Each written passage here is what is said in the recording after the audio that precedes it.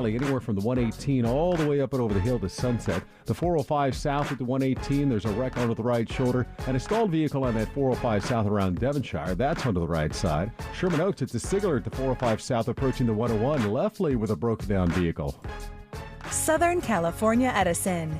Make plans to stay safe in an emergency or a public safety power shutoff. Have a shared plan for you and your loved ones. Start today at sce.com/be prepared. Is this the tackle? This is the KBLA Sports Minute with Ray Richardson. A bad night for both of LA's NBA teams. The Lakers lose by 44 in Philadelphia. The Clippers lose at home to a very short-handed Denver Nuggets team. The 44-point loss to the Sixers is the worst defeat in LeBron's 21-year career. Sixers center Joel Embiid had a dominant triple-double, 30 points, 11 rebounds, and 11 assists. After the game, LeBron said a lot needs to change. When LeBron talks like that, it's usually a subtle message to the front office. Stay tuned. As bad as things were for the Lakers last night, it was worse for the Clippers. Injuries kept Denver's best three players in the training room. Nikola Jokic, Jamal Murray, and Aaron Gordon did not play. The Nuggets still beat the Clippers by 9. Former Clipper Reggie Jackson led the Nuggets with 35 points and 13 assists. No debates, no speculation, just the info you need. That's your KBLA Sports Minute. I'm Ray Richardson on KBLA Talk 1580. Environmental justice, pollution, and climate. In Los Angeles and across America, people of color are suffering and dying from disproportionate health impacts on a planet that has less than 10 years to prevent irreversible damage. Heat illnesses, respiratory illnesses, water-related illnesses, food system impacts, insect-related diseases, Black maternal health, and mental health effects. As the impacts of climate change mount, millions of vulnerable people, our people, are going to bear the brunt of these extreme environmental events, which will likely lead to forced displacement, loss of cultural identity, and other related risks. These realities are as real as rain. Stay tuned to KBLA Talk 1580 for more details about the most progressive multimedia and live events campaign any Black media outlet has ever undertaken to combat the climate catastrophe. Experts, events, empowerment. It's all on the way from unapologetically progressive KBLA Talk 1580. We don't black down.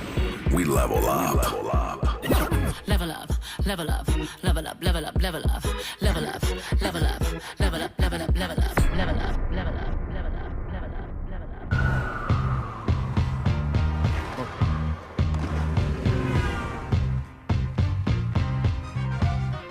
There it is.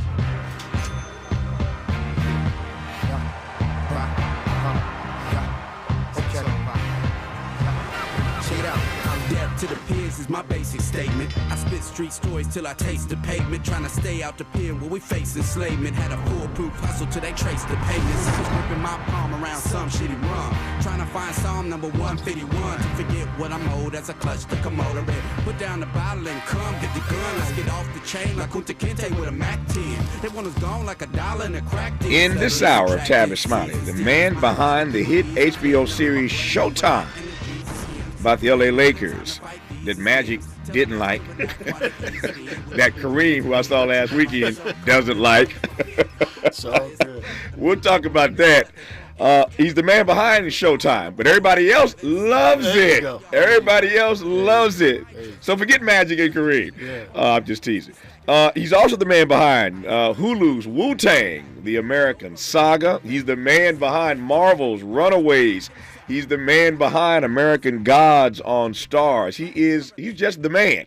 Rodney Barnes is a very busy Hollywood showrunner, but he's slowing down long enough to take a seat in this studio for 60 minutes to have a conversation about all the busyness of his life, but just doing some great work, Rodney Barnes. Good to see you again, brother. Likewise, brother. Thank you for having me. You doing all right? I'm doing good. Yeah. Doing good. Yeah, let me just jump right in. When you do a project like Showtime, and the folk who are the subjects of it have issues with it, but the fans and everyday people, including Laker fans, love it. Yes. How do you juxtapose those two things? You're conflicted because I'm a fan of them just like everybody else.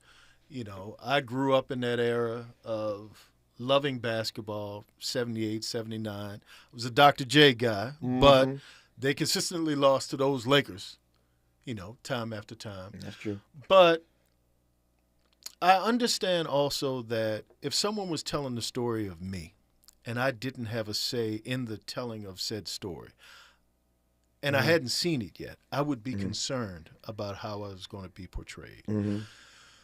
But then again, if you listen to any one person over another, you really don't have an objective view of what the entire thing is. It's not, the story was about the Lakers. Winning Time was about the Laker organization. It wasn't just about Magic, Kareem, Norm Nixon.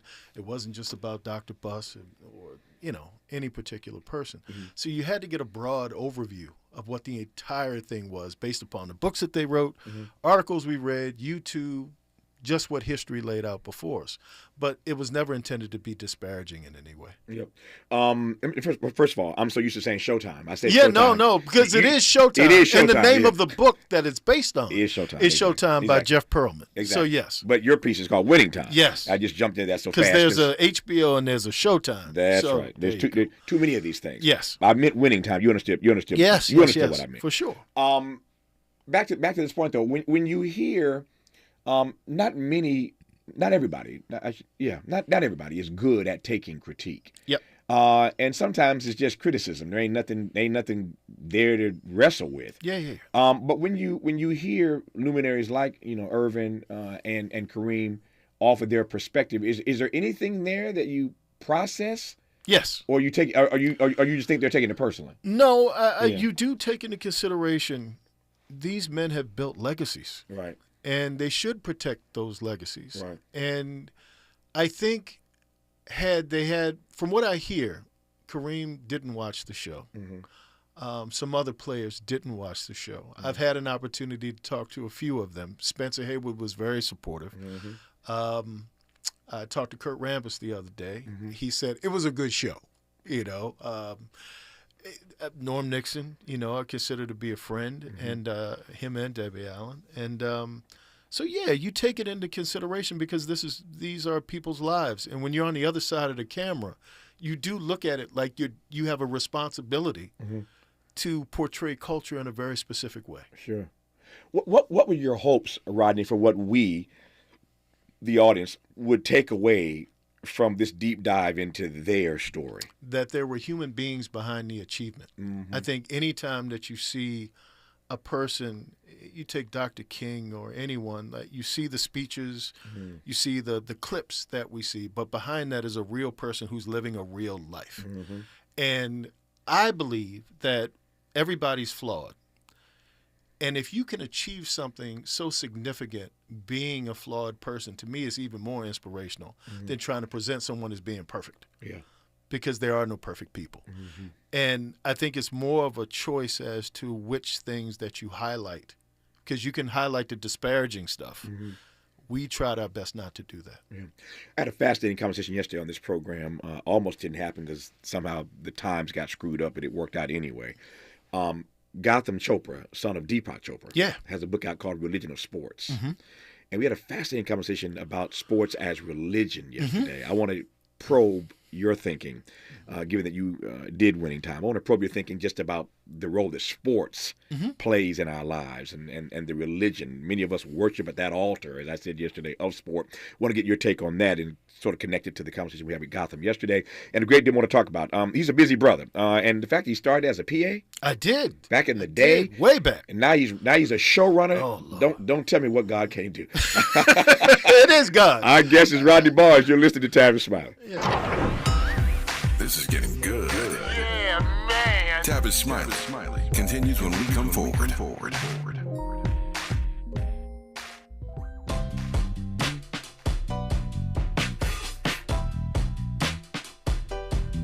Escalade IQ. This the intro to the all-electric Cadillac perfection like Zoom. And on a full charge, you get 450 miles without the stop. Haiku. This is what I do. Daddy fat in the Lex since 92. Linked all the way back, panoramic roof. Come with 24-inch rim standard. Ooh, why? Shawty don't kill him. Cadillac diamond in the back, cold chillin'. And when I'm on attack, on the track is no ceiling. Sky's the limit. You hear me? Straight drop, no parachutes. Lay lines like a longitude and latitude. Feel it, beloved, clearly we're hustling. Bustin', truckin'. Cadillac. For more on the Escalade IQ, visit Cadillac.com. Available late 2024. GM estimate 450-mile range on a full charge based on development testing and/or analytical projection consistent with SCHA 1634 revision 2017 MCT. Range subject to change prior to production. Annual rates may vary based on service factors, including ambience temperature, terrain, battery age, and condition loading, and how you use and maintain your vehicle. Now. We tend not to think about now. We dream about tomorrow, relive yesterday. But right now in front of us is victory over cancer. Right now, cancer research funded by the V Foundation is leading to better treatments and saving lives. Victory over cancer is there for the taking by you, because today's cancer research is tomorrow's victory. Learn more at v.org. Don't give up. Don't ever give up. KBLA Talk 1580. We've got a lot to talk about. Hi, Maisha Cairo here, KBLA, live at Chase Bank on Crenshaw and Vernon for the In This Together tour with female business owners, a day of empowerment, community panels, and best of all, tips on building business from marketing to capital. Today I spoke with Tatiana, a community manager for JP Morgan Chase. Thank you so much. Yes, my name is Tatiana Roberts. I am a community manager for JP Morgan Chase. I have to honestly say that this has been the most fulfilling position that I've ever had, where I get to give back to the community because I saw my mom's struggles. That's really what fuels what I do to make sure that that the community has all the access to the resources that my mother didn't have. So for the mother who's in business, what are 3 quick tips you can give to ensure that they're on the right path to accessing financial support from a bank like Chase? Say number 1, just make sure that you're checking your credit on a consistent basis and taking action to either fix your credit, maintain your credit, or rebuild your credit. The second thing would be budget. I know that B word is kind of like ugly for, right? A lot of people don't like that B word, but it has to be done. We need to tell our money where to go. The last thing is to build a network of supporters that are going to lift you up. The community building here in Crenshaw is that network. So visit the Chase Community Center on Crenshaw and Vernon. Meet a banker today. Tell them about your business. I'm Maisha Cairo in the community for KBLA with JP Morgan Chase. More honesty than you can handle. More empowerment than you can imagine. You're tuned in to Tavis Smiley. So I was saying, Rodney Barnes, moments ago, that we were talking to Gotham Chopra yesterday about his new book called Religion of Sports. There's some good stuff in it, some great stories from luminaries, these iconic athletes like LeBron and the late, great Kobe Bryant, Tom Brady, Serena Williams. He talked to everybody for this thing, man. And there's a lot of great stories in there about, how they did what they did or do what they do in competition, and how we can take lessons from that about the way we live our own lives.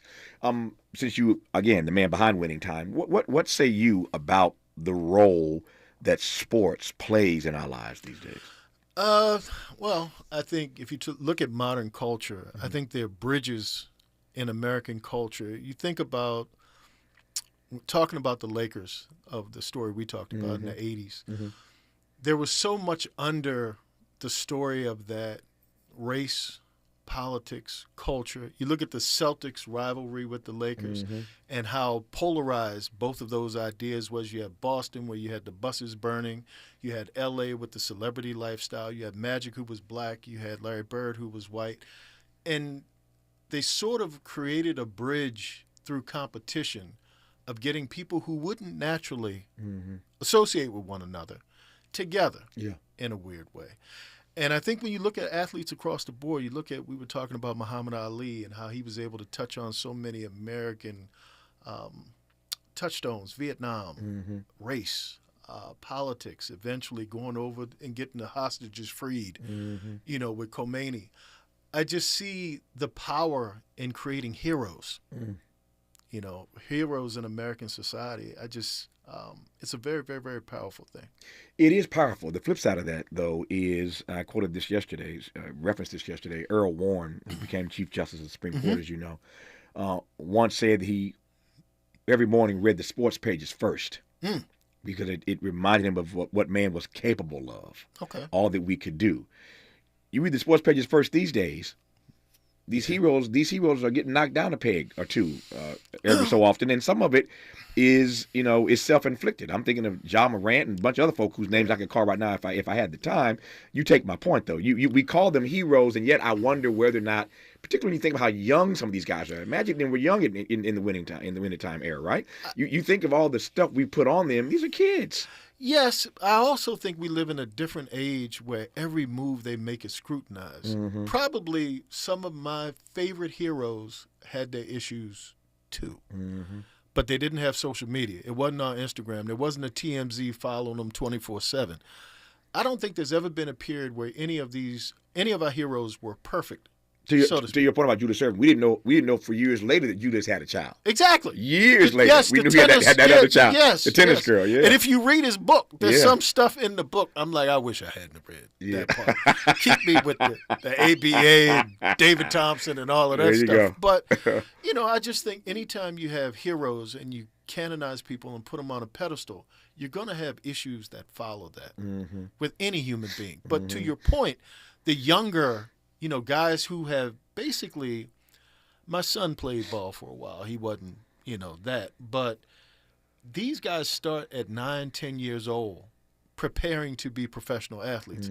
There are very few interests outside of playing ball. They're damn near professionals. They have to plan to be a professional. So you don't have the multifaceted, dimensional thinking that I think some of our heroes from the 50s, 60s, 70s, they were in a different, less complicated world, and they had to be multifaceted. Yeah. Speaking of heroes, as you were talking, I was thinking about my very first trip out of this country was to Africa. Well, not counting Canada, but was to Africa, and I went with Maya Angelou, who was like a godmother to me, and she took me to Africa. I was there for like 10 days, and over the course of that trip and many of our other conversations, but certainly in that trip, I was just a kid. She knew how much I loved Dr. King. I won all sorts of speech contests in high school doing oratorical interpretation of King's work. So King was my hero, and years later, of course, I'd write a book about Dr. King, but King is my guy. And I'll say all the time, for me, he's the greatest American this country's ever produced. That's my assessment. But I love Dr. King, and I was such a fan of Dr. King, and still am, that Maya Angelou, while we were in Africa, in Ghana, sat me down in the middle of the floor one day, Rodney, and wanted to just temper my adoration of Martin King. Yeah. Why? Because she knew Dr. King. Right. As a matter of fact, Dr. King is assassinated April 4. That's her birthday. She was literally in her kitchen in Harlem, putting the finishing touches on a wonderful dinner that she was hosting for her birthday in Harlem when the news came that Dr. King had been assassinated. So he's assassinated on her actual birthday. So they're connected forever, right? Yeah. And every year thereafter, she would spend time with Coretta Scott King on April 4 until Coretta died, before Maya passed away. That bond thing was so real. Anyway, the point is that she sat me down to just temper me in my adoration of King, because she could tell at that early age I didn't know the whole story. Right. And eventually, when I learned more about my hero, she wanted to make sure that I understood that Martin was a public servant, not a perfect servant. That was her entreaty to me. Yeah. And so I hear your point about these persons being flawed. Every one of us is flawed. Yes. Yeah. Yes. But being able to still tap within yourself and overcome the flaw to achieve something significant that moves the needle for an entire culture is something that should be applauded.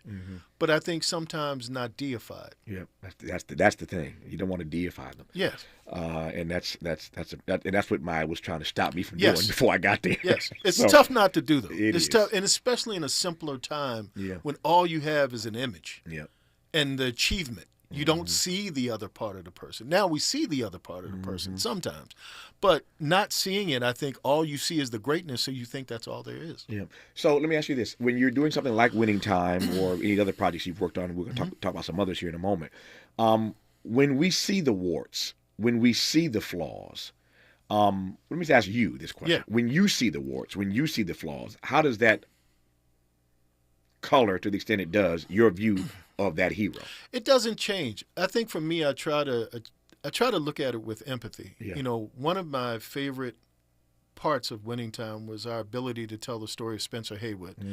And I'm old enough that I've seen a lot of sports-themed movies and TV shows where you just present the black athlete as the verb of what he does. Mm-hmm. You see him do drugs, you see him party, but you don't see the thing that's under it, the pressure that they're going through. You don't see the trauma that they may be coming up out of. So being able to talk about, to have the great Wood Harris interpret the use of drugs connected to something that was human, to me was something I hadn't seen a lot in those types of stories. And you know, he grew up in the Deep South. He grew up on a farm, but didn't have a pair of shoes till he was like 8, 9 years old. Saw his friends get killed for trying to leave the plantation. His mother giving him questionable information in regards to where God fit into their lives. And being able to add those extra layers into the story and not just see the optics of a thing, to me adds that perspective to it, to where you're not diminishing a person by saying that they're flawed. They may feel that, but to me you're creating an example of saying that these are human beings behind the thing that they do. I was teasing you earlier about Magic and Kareem having some issues with winning time. Yes. And you said to me during the last break, you said I caught a lot more hell for the Boondocks. Oh yeah. For the Boondocks than I caught for winning time. When you look back on the Boondocks, I saw Regina King the other day. As a matter of fact, speaking of the Boondocks. But when you look back on the Boondocks, which I loved, loved. You think what all these years later? Could you do that now? No, hell no. Yeah. I think with social media, and it seems like today, I grew up in an era where there were a lot of different types of comedy. And if you didn't like somebody's comedy, you just didn't listen to it. That was just not your thing. Today, people seem to pick a side and are very passionate about not just the side that they appreciate, but the side that they don't appreciate. Ask Dave Chappelle. Yes. And so they don't just change the channel. They want that thing eliminated. And, you know, whether it should or shouldn't be, I'm not here to say. But the Boondocks happened before social media. It was right on the edge. And I mean, we may have seeped in a little bit, but it's not what it is today.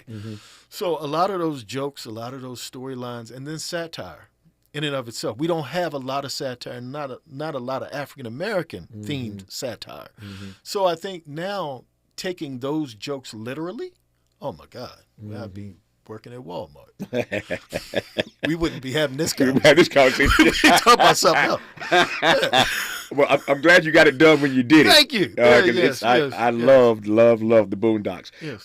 So you told me once that Damon Wayans actually gave you. We're talking about you being this amazing showrunner now, and I didn't get to all your other shows. We've only talked about Boondocks and Winning Time. There's thousands of others we could talk about, and we will perhaps. But you mentioned to me that Damon gave you your first start. How's that? I was a production assistant on the East Coast when I was going to Howard University. Worked on Clear and Present Danger, Major League 2, The Pelican Brief, and a bunch of movies that would come to D.C. to do their glamour shots. Those are some good movies, by the way. Yeah, Quiz Show, a bunch of them. Wow. And I eventually ended up on a movie, Major Payne. And the first day, somehow Damon and I connected. And I was sleeping in my car. Like I'm from Annapolis, Maryland, but I drove down to Charlottesville, Virginia, and I was sleeping in my car. And Damon took an interest in me early on, and he called me in his trailer. I thought I had said something or done something wrong. And Damon said, I hear something in you, man. You know, something more than just being a production assistant. What do you want to do in this business? I told him I wanted to be a writer. So for the next 2.5 years, I followed him around the country, working on his movies, sleeping in my car. And he would give me information between teasing the hell out of me. Because if you're in the Wayans camp, you're going to get it. But he gave me just gems of information.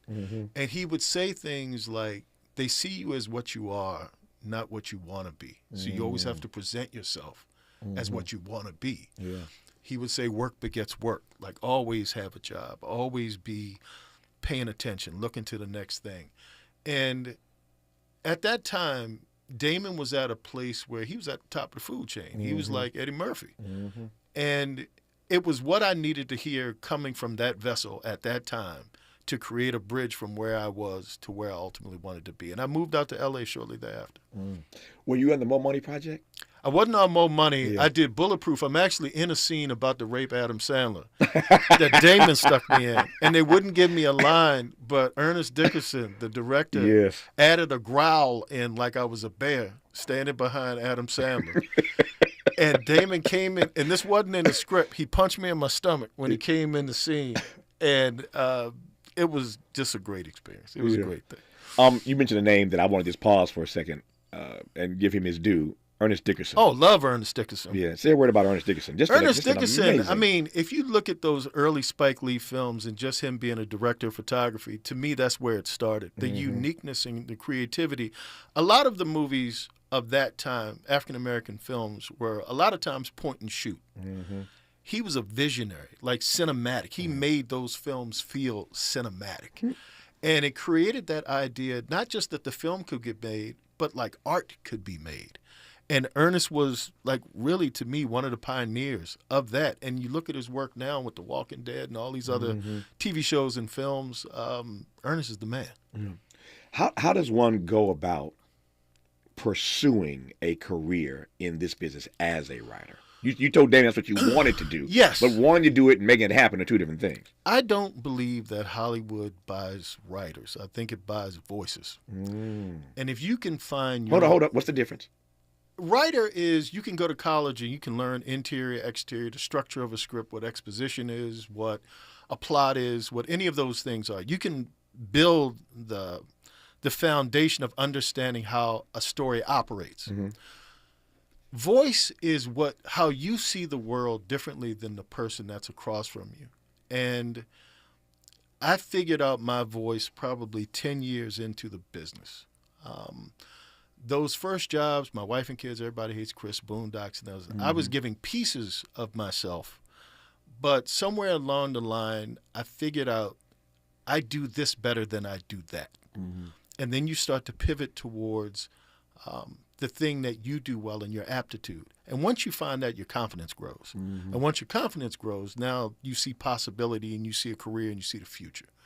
I needed that. And I think for any aspiring writer, if you can speak from you, you're going to see the world differently, and you might be able to tell a story differently you will be able to tell a story differently than any other writer. Yeah. I love that distinction between writers and voices. Hollywood doesn't so much. No, because even if you're not a showrunner, if you're putting together a writing team, you're looking for the person, say it's a family show. You're looking for the person who can speak for the husband, who can speak from a place of a son, mother. Like, you need the different parts of voices and perspectives of what the world is that you're trying to create. Al Jarreau, who I miss dearly, once said to Take me, 5. Yeah, you got it. Al Jarreau said to me once, I'll never forget, Rod, he said to me, Tavis, as surely as each of us has a thumbprint on our hands that makes us uniquely different than any other person in the history of the world, we also have a thumbprint on our throats. Yes. Each of us has a thumbprint on our hand, and there's a thumbprint on your throat. And you have to find your voice. Yes. That voice is uniquely different than any other voice in the world. So I take your point about voices, not just writers. Our guest is Rodney Barnes. A great deal more to uncover and to discover in this dialogue with him. He's done so much in this business. He's a showrunner extraordinaire. You're listening to Rodney Barnes right now on Tavis Smiley. More of Tavis Smiley when we come forward.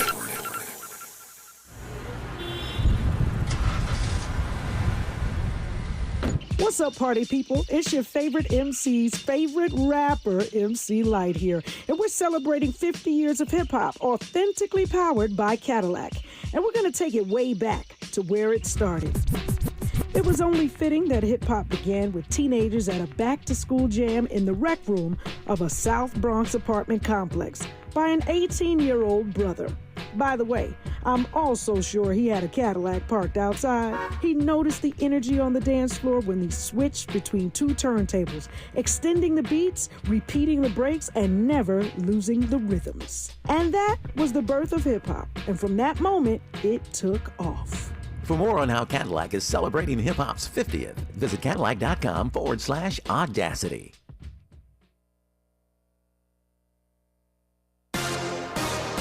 We welcome you to a Tuesday. It's November 28th. I'm Mike Moore. Now here's the latest from the Black Information Network. The pause in fighting between Israel and Hamas is continuing after a 2-day extension was agreed to yesterday. Hamas is expected to release at least 10 more hostages. Israel is then due to release around 30 Palestinian detainees in exchange, mostly women and minors from Israeli jails. In Tennessee, an historic school renovation is nearing completion thanks to Congressman Steve Cohen. The congressman has secured $3 million in funding to reopen Melrose High School as a new multi-use building. The new facility will include a cafe, library, and almost 30 senior living apartments. The school was the first black high school in Memphis, opening up in 1938. And that's the latest. I'm Mike Moore from your 24/7 news source, the Black Information Network and BINnews.com. Southern California Edison. Make plans to stay safe in an emergency or a public safety power shutoff. Have a shared plan for you and your loved ones. Start today at sce.com/be prepared. Is this the This is the KBLA Sports Minute with Ray Richardson. A bad night for both of LA's NBA teams. The Lakers lose by 44 in Philadelphia. The Clippers lose at home to a very short-handed Denver Nuggets team. The 44-point loss to the Sixers is the worst defeat in LeBron's 21-year career. Sixers center Joel Embiid had a dominant triple-double, 30 points, 11 rebounds, and 11 assists. After the game, LeBron said a lot needs to change. When LeBron talks like that, it's usually a subtle message to the front office. Stay tuned. As bad as things were for the Lakers last night, it was worse for the Clippers. Injuries kept Denver's best 3 players in the training room. Nikola Jokic, Jamal Murray, and Aaron Gordon did not play. The Nuggets still beat the Clippers by 9. Former Clipper Reggie Jackson led the Nuggets with 35 points and 13 assists. No debates, no speculation, just the info you need. That's your KBLA Sports Minute. I'm Ray Richardson on KBLA Talk 1580.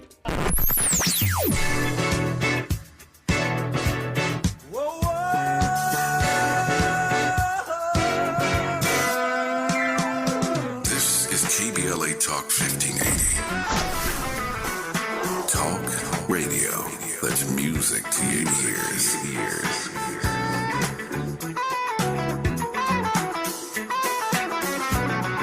We're unapologetically progressive. KBLA Talk 1580. As veterans, we're no strangers to helping others. That's what we were taught, service before self. But we do have one question for the veterans listening. When was the last time you reached out for help? If you or someone you know needs resources, whether it's for stress, finances, employment, or mental health, don't wait. Reach out. Find more information at va.gov/reach. That's va.gov/reach. Brought to you by the United States Department of Veterans Affairs and the Ad Council. No young person should ever have to worry about having a safe place to sleep at night, or whether anyone cares about them. But the reality is, 1 in 10 young adults will experience a form of homelessness this year. For over 50 years, Covenant House has been helping youth in crisis and giving them the support and tools they need to succeed in life.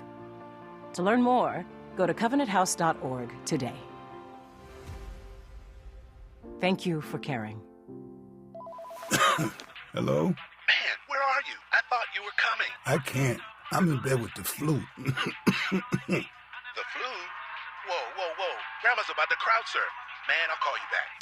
Don't get stuck at home with the flu. A flu shot is safe, effective, and you can get it at the same time as your COVID-19 vaccine. A flu shot is the best way to prevent the flu and its potentially serious complications. Don't get flu FOMO. Learn more at getmyflushot.org. Brought to you by the AMA, CDC, and the Ad Council. Only 1 in 5 people with autism are employed, despite many having the skill set and desire to work. Maybe it's because employers don't know what kind of jobs they can do. Like, what about a programmer? That's a job for someone with autism. How about a healthcare worker? Yep, that is too. People with autism can do a lot of different jobs, but often get overlooked due to outdated stigmas. Introducing WIN by Autism Speaks. We help businesses lead the way in inclusive hiring. What about a ranch hand? To learn more, go to autismspeaks.org/win. Anyone can choose to make a difference. You can help people succeed, rebuild after disasters, protect the environment, or feed the hungry. Not only will you make a difference for others, but for yourself.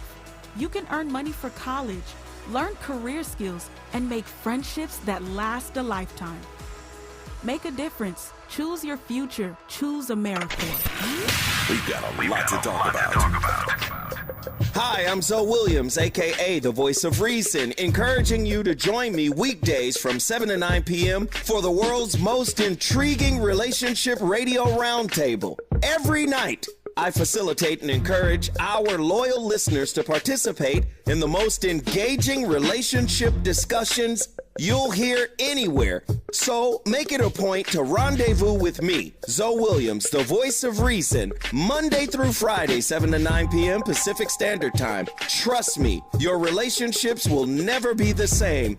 The VOR is on fire tonight. Unapologetically progressive. KBLA Talk 1580. We've got your black.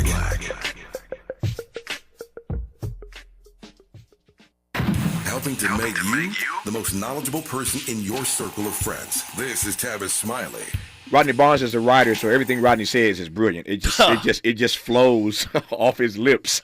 I was saying we were talking in that break, and I was sharing with him some advice that Quincy Q gave me years ago. He said, "Tavis, just whatever you do in this business, don't chase money." As he said, don't pursue your creativity, pursue your art, but do not chase money. I was telling Rodney that, and Rodney said, money's faster than you. You think because you black that you fast until you try to chase money and you realize it's faster. It's potentially blacker, but certainly faster. Why is money so fast? It's for a long time. A lot of people have been chasing. For eons, people have been trying to chase money. And money has learned all the moves, all the obstacles. No, don't chase money. That's the funniest thing I've heard all day long. Don't chase money because money is faster than you. Why? Because everybody been chasing money for a long time. Long time. But pump. That's what you get when you get a great writer in studio. Before I get back into your show running, tell me about your podcast, man. Oh, I have a podcast called Run Fool. It's a speaking of running, it's basically scary stories that you would tell around a campfire. It's you can get it on Spotify and Apple Podcasts. But you know how in the 70s and 80s they would have like those Friday the 13th and Halloween movies, and you would hear a sound in the movie. The characters was, I wonder what that is, and then they would go look and see what it was, and you want to say, as an audience member, run, fool. Run, fool. And they don't run until it's too late, and they can't really run. So a bunch of scary stories. Every Tuesday there's a new one. Very proud of it. A lot of fun. Let me just ask, since we're talking about it, what do you make of, you are a showrunner extraordinaire, what do you make of what Jordan Poole has done? And I ask that in part because Jordan Peele. Yeah, Jordan Poole with the Wizards. That's the Wizards. He done messed up the Warriors and all of that. I'm thinking NBA. No, yes. Jordan Peele. Yes. Is what I was getting at. And I'm asking this in part because the horror genre has been around forever. Yep. But here this Negro shows up. Yep.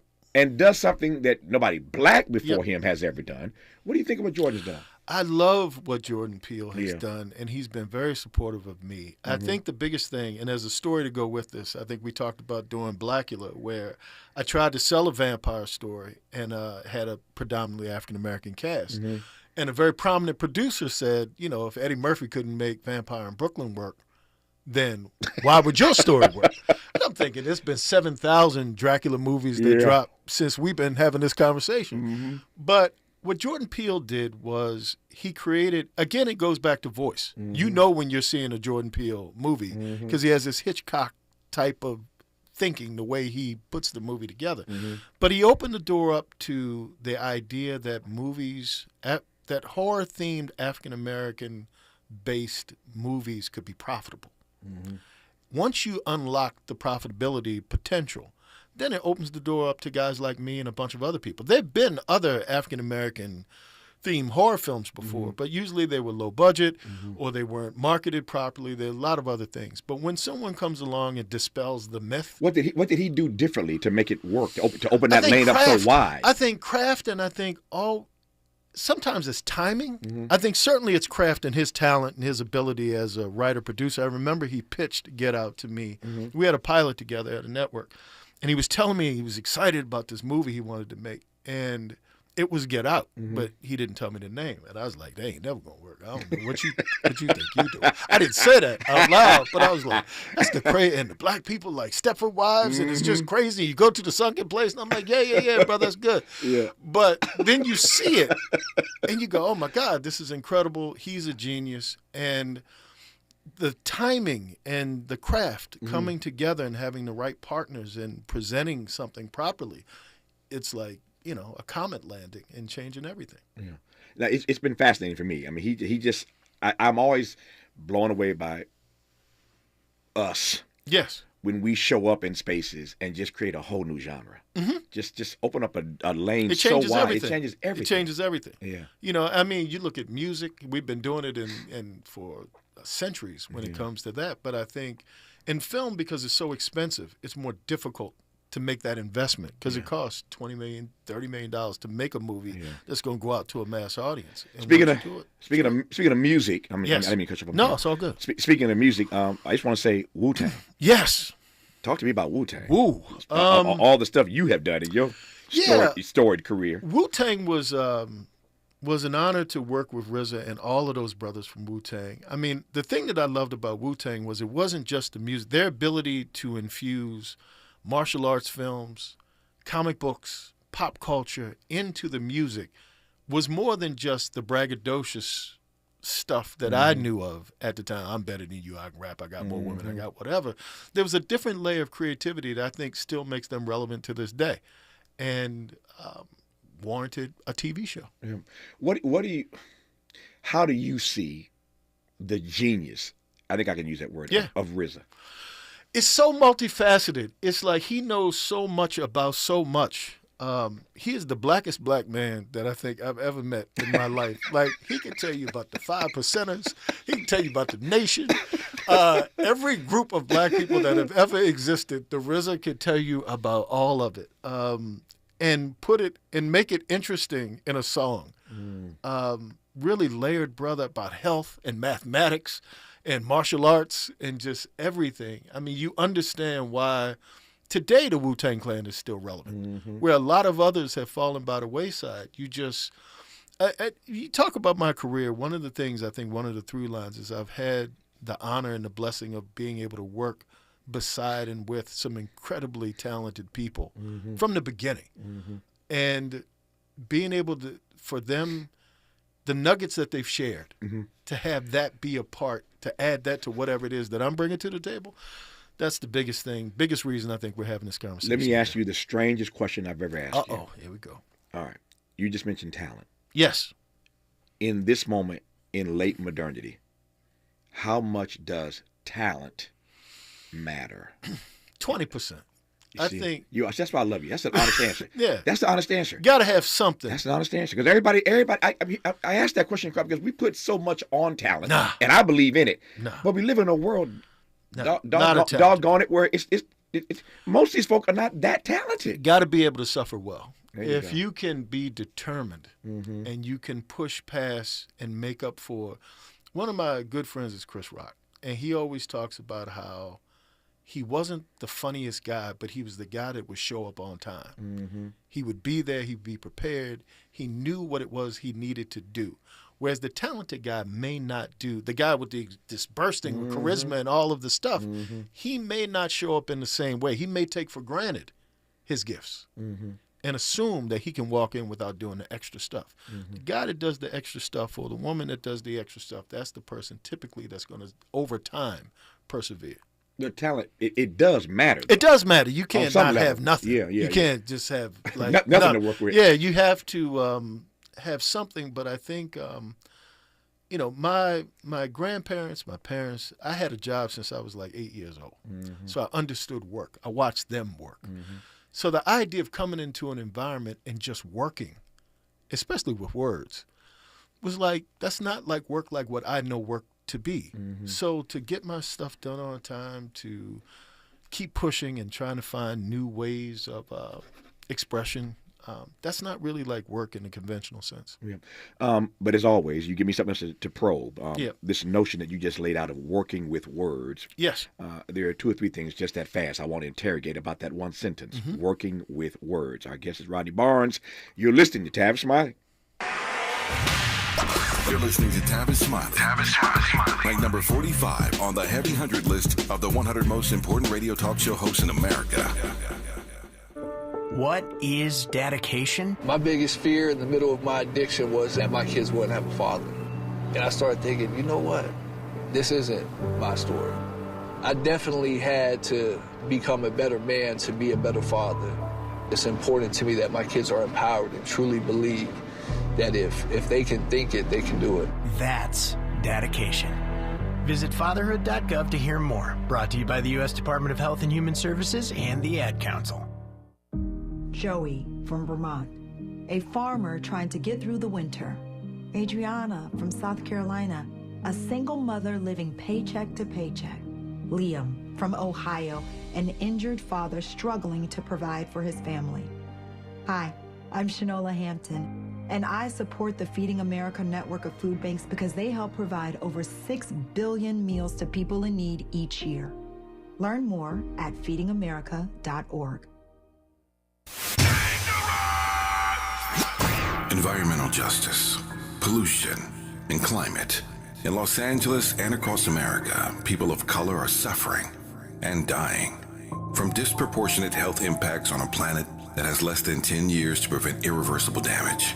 Heat illnesses, respiratory illnesses, water-related illnesses, food system impacts, insect-related diseases, black maternal health, and mental health effects. As the impacts of climate change mount, millions of vulnerable people, our people, are going to bear the brunt of these extreme environmental events, which will likely lead to forced displacement, loss of cultural identity, and other related risks. These realities are as real as rain. Stay tuned to KBLA Talk 1580 for more details about the most progressive multimedia and live events campaign any black media outlet has ever undertaken to combat the climate catastrophe. Experts, events, empowerment. It's all on the way from unapologetically progressive KBLA Talk 1580. We don't black down. We level up. Level up, level up, level up, level up, level up, level up, level up, level up, level up, level up, level up, level up. Did you know addiction to drugs like meth or cocaine is a disease and not a choice? But getting help is. If you have stimulant use disorder, you, your family, and friends may have a lot of questions, including where to start. Choose Change California can help. Make a change today and find a proven treatment option for you at choosechangeca.org. Made fresh daily in Leimert Park, Los Angeles, California. You're listening to Tavis Smiley.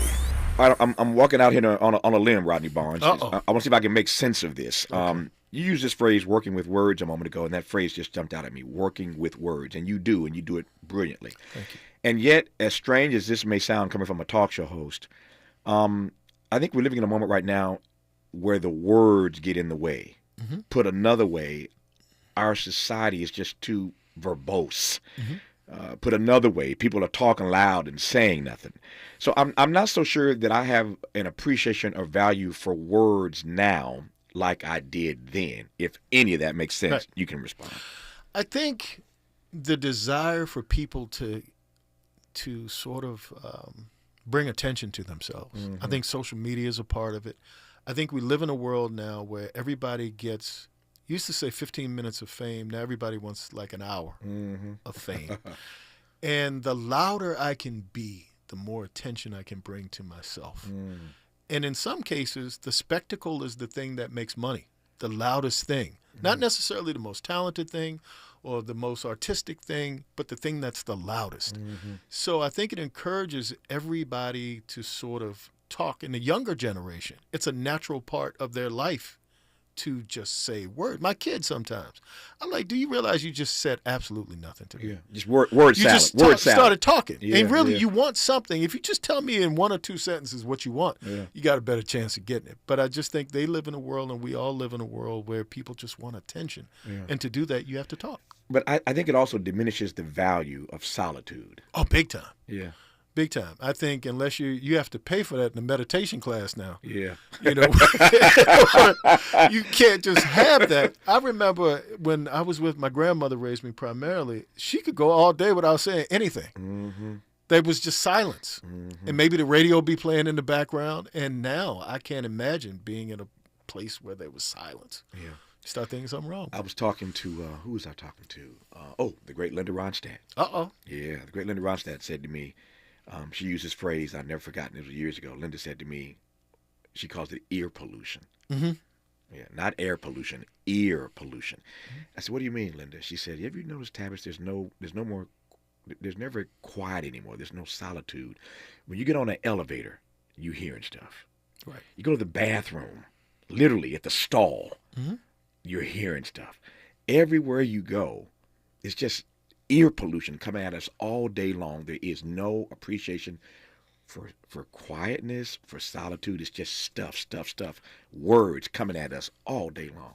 You remember the period, I don't know if this was you, but I remember taking a book with me places. Mm-hmm. Like I would just have a book under my, mm-hmm. and you could go somewhere and you would sit down and you just read the book, the paperback or mm-hmm. whatever. I can't, probably because you have that cell phone now and that does a lot of the thinking for you. But to your point, we live in a very loud world, and I think that plays into the anxiety that a lot of people feel and a lot of the issues. As you were talking, of course, I'm looking at you, and here's my conclusion.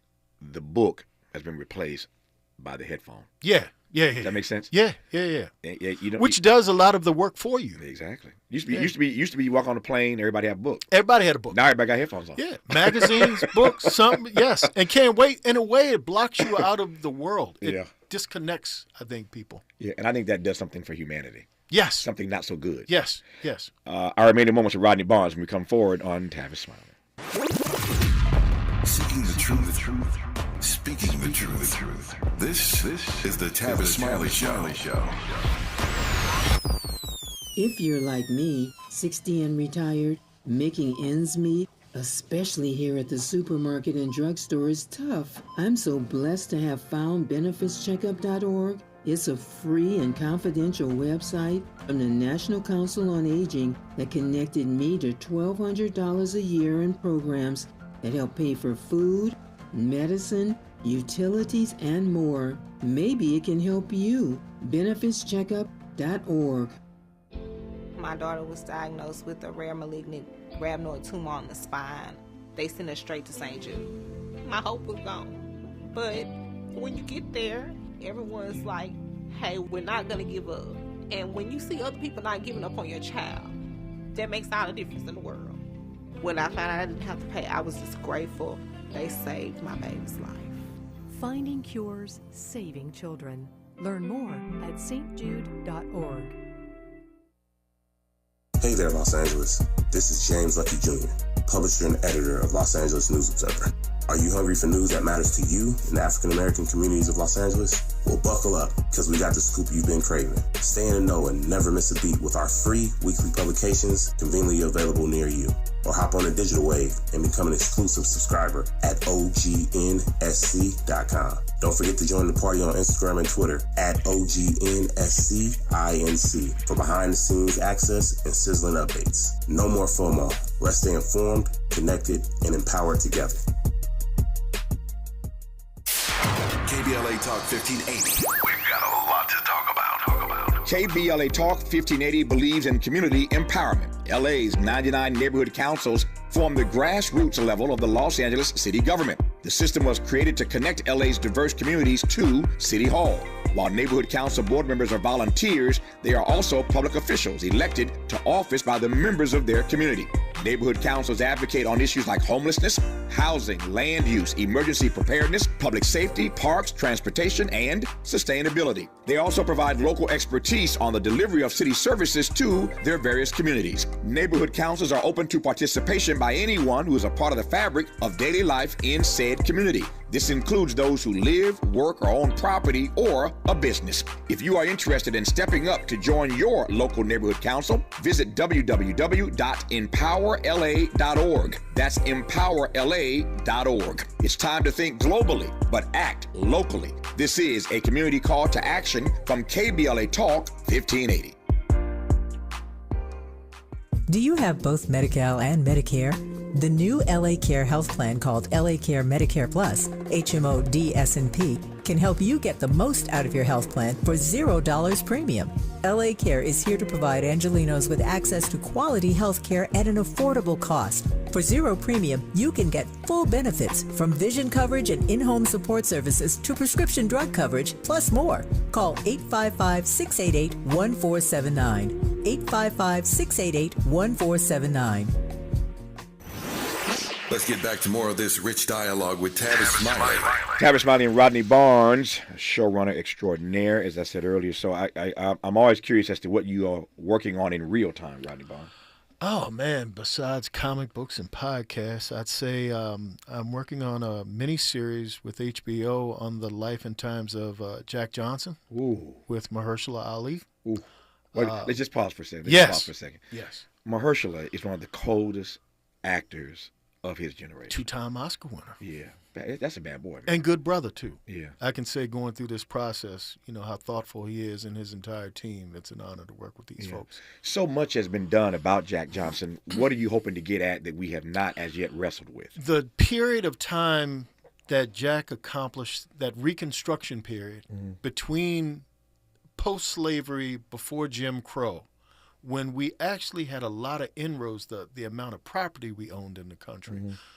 Politically, we were making so many gains that I don't think people see those images. We see slavery, we see the civil rights movement, and we see the violence, but we don't see the prosperity. And I think that was the pushback to that prosperity. Jack Johnson played a role in that, the image of that strong, commanding figure that was just knocking out the champions of that time. I won't say what they look like, but the champions. As a pugilist, how good was he? He was great. Yeah. Jack was great. I think his ability to blend skill and athleticism, because a lot of the black fighters at the time didn't have the level of training that Jack got. Yeah. It showed that with the proper training and techniques, you add that to the athleticism and the natural fighting savvy, you can create an incredible champion. So boxing is my training. Yes. So I'll be in the ring with my trainer tonight, as a matter of fact. That's a fun way to work it, is to get that anger out, like you're hitting something. I wouldn't call it fun. For me it is, because I can't walk, running, and all of that's over. That's over. Yeah, I'm the same way. So I'm sliding around the ring, but I'm loving it. And every time, not every time, but oftentimes when we're in the ring, we're talking about fighters. I think about Jack Johnson and two things. All the rounds that they fought. Oh, yeah. When they fought back then, it wasn't over somebody got knocked out. Yeah, and especially if they want you to lose. Yeah, exactly. No, we got 5 more. 5 more rounds. You got to be dead. Yes. You got to be dead for that fight to end, right? Yes. It doesn't end until somebody's dead, basically. So I think about how many rounds he fought. I think about those little puny little gloves they wore. Yeah, they were just a wrap, just a cloth, basically. Yeah. That was a serious brother, man. And to do what he did in the way that he did it. With the attitude. Yeah, with the moxie. There you go. There you go. Rodney Barnes, you're a bad man. Thank you, brother. And you're welcome here anytime, man. I appreciate it. I enjoy our dialogues. I love, there are a handful of folk on my list, and I've been fortunate to curate this list over years, but there are a handful of people on my list who I could just sit with for an hour, anytime, any day, discussing anything. I appreciate it. And you're one of those persons, man. Thank you. It's like a Frankie Beverly and Mays show. There you go. It always feels good. There you go.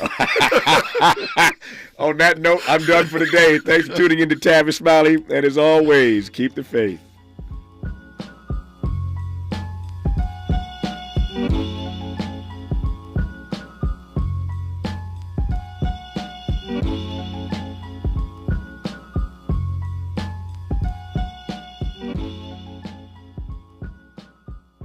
KBLA 1580 Santa Monica. We welcome you to a Tuesday. It's November 28th. I'm Mike Moore. Now here's the latest from the Black Information Network. The pause in fighting between Israel and Hamas is continuing after a 2-day extension was agreed to yesterday. Hamas is expected to release at least 10 more hostages. Israel is then due to release around 30 Palestinian detainees in exchange, mostly women and minors from Israeli jails. In Tennessee, an historic school renovation is nearing completion thanks to Congressman Steve Cohen. The congressman has secured $3 million in funding to reopen Melrose High School as a new multi-use building. The new facility will include a cafe, library, and almost 30 senior living apartments. The school was the first black high school in Memphis, opening up in 1938. And that's the latest. I'm Mike Moore from your 24/7 news source, the Black Information Network and BINnews.com. Southern California Edison. Make plans to stay safe in an emergency or a public safety power shutoff. Have a shared plan for you and your loved ones. Start today at sce.com/be prepared. This is the KBLA Sports Minute with Ray Richardson. The Lakers had a very unflattering milestone in their 44-point loss in Philadelphia Monday night. They were outscored 40-14 in the fourth quarter. That's the highest point differential in any quarter in the NBA this season. The Lakers need to regroup in a hurry. They're at Detroit Wednesday night. The Pistons have lost 14 straight games, and they are desperate for a win. Whatever is bugging the Lakers, they better fix it before Wednesday night. Former Chargers tight end Antonio Gates moved a step closer to the Pro Football Hall of Fame. Gates is one of 22 semifinalists for the class of 2024 that was announced Tuesday morning. In 16 seasons with the Chargers, he had 955 catches for 11,841 yards and a league record 116 touchdowns for tight ends. No debates, no speculation, just the info you need. That's your KBLA Sports Minute. I'm